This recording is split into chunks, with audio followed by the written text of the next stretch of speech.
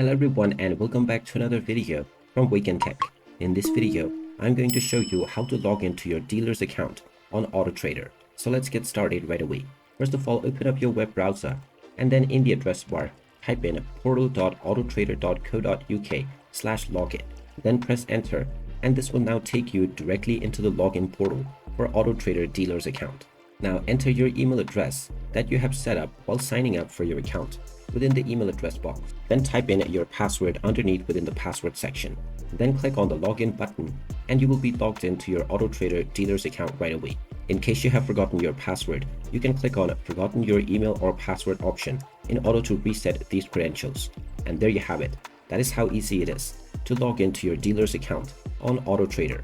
If you find this video helpful, make sure you hit that like button and subscribe to our channel if you haven't done so already. Also ring that notification bell to never miss another update from us. Thank you for watching and I will see you again in the next video.